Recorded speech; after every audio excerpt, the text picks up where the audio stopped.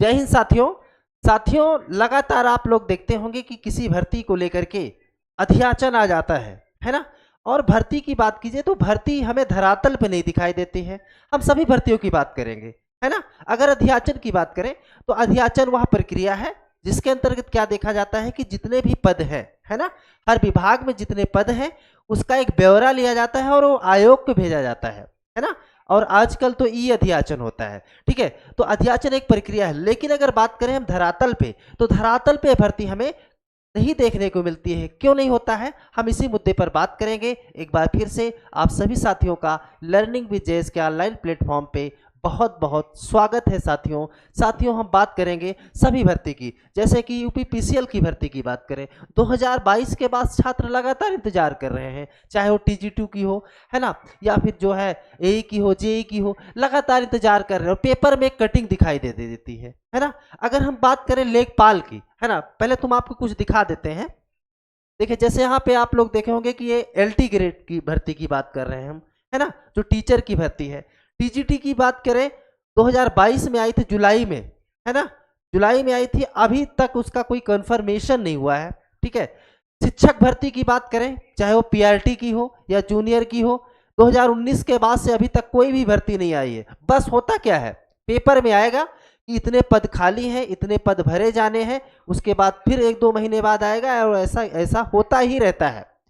वास्तविकता क्या है, क्या पेपर में कोई वैकेंसी आ जाएगी तो उसे सबको नौकरी मिल जाएगी, या अध्याचन बार बार दिखाया जाता है कि अध्याचन मांगा जा रहा है, मांगा जा रहा है, क्या अध्याचन से नौकरी मिल जाएगी? नहीं, नौकरी तो तब मिलेगी ना जब जिस विभाग में जितने भर्तियां हैं आयोग को ये करना होगा, है ना। आयोग का काम क्या है कि भाई हमें एक निश्चित समय पर, है ना, निश्चित समय पर वैकेंसी निकालना ही होगा।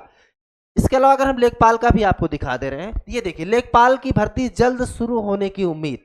काफी समय से लेखपाल की भर्ती आ रही है ना। अभी तक पेट की बात की जाए, पेट अभी तक क्या होता था, हर वर्ष आता था, लेकिन देखिए इस बार क्या है, 2024 में अभी तक कोई पेट का पता ही नहीं है ना।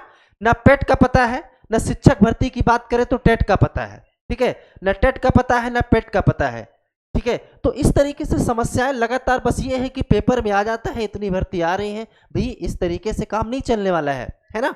आयोग, है ना, कम से कम जितने भी पद रिक्त हैं, है ना, उनको जल्द से जल्द भरा जाना चाहिए। मैं काफी दिनों से देख रहा हूं कि जो छात्र पहले, है ना, पहले के समय में लगातार तैयारी करते रहते थे, अभी उनका मनोबल धीरे धीरे डाउन हो रहा है।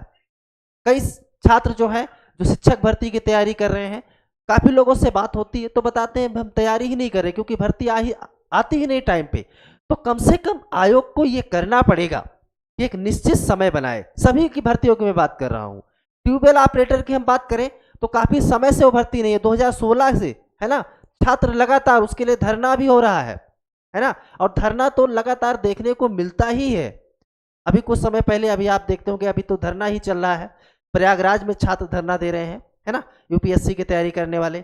इसके पहले जो है पुलिस वाले धरना दे रहे थे, शिक्षक भर्ती को लेकर के भी धरना हो रहा है।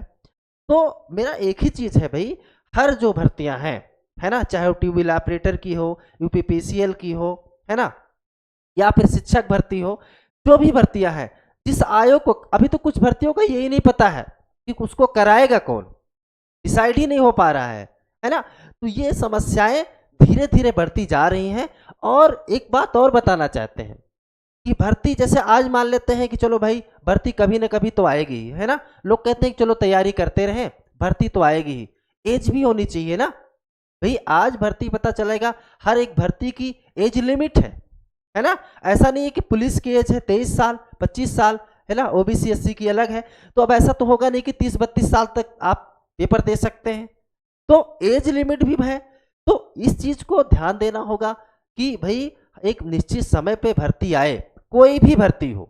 मेरा एक ही चीज है, आयोग से मांग है कि कम से कम जो छात्र लगातार तैयारी कर रहे हैं, धरना जैसी स्थिति ना उत्पन्न हो, है ना। एक भर्ती निकलवाने के लिए लगातार देखने को मिल रहा है कि छात्र लगातार दिन रात पड़े हैं, धरना ही दे रहे हैं ना।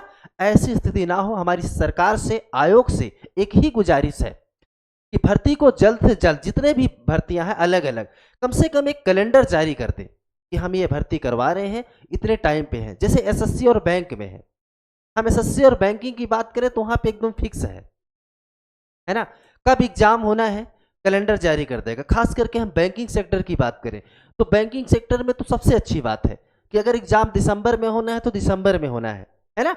उसके बाद उसका मेंस का भी, प्री के बाद मेंस का भी टाइम आ जाएगा, फिर इंटरव्यू के लिए भी और ज्वाइनिंग तक भी टाइम दे देते हैं। तो इस तरीके से सभी विभागों को एक टाइम टेबल बनाना होगा और उस टाइम टेबल के अंतर्गत ही सभी भर्तियों को करना होगा साथियों। तो मैं इस वीडियो के माध्यम से यही आप लोगों से, जितने भी हमारे देख रहे हैं, हम चाहते हैं इस वीडियो को अधिक से अधिक शेयर करिए आप लोग। और हमारी सरकार और आयोग से एक ही गुजारिश है कि छात्रों के साथ अब इस तरीके से पेपर में कटिंग ना दिखाया जाए, है ना। एक पेपर की कटिंग के सहारे हम कब तक चलेंगे, है ना। एक पेपर में आ जाएगा और फिर लंबे समय तक इंतजार करते रहेंगे साथियों। तो बस एक छोटा सा वीडियो था जिसमें हमने आपसे चर्चा किया। हम बहुत जल्द आपसे मिलेंगे अगले वीडियो में, लेकिन नए हैं, यहाँ तक आए हैं आप तो एक बार चैनल को सब्सक्राइब करके लाइक जरूर करिएगा साथियों। हम नेक्स्ट वीडियो में मिलते हैं। जय हिंद।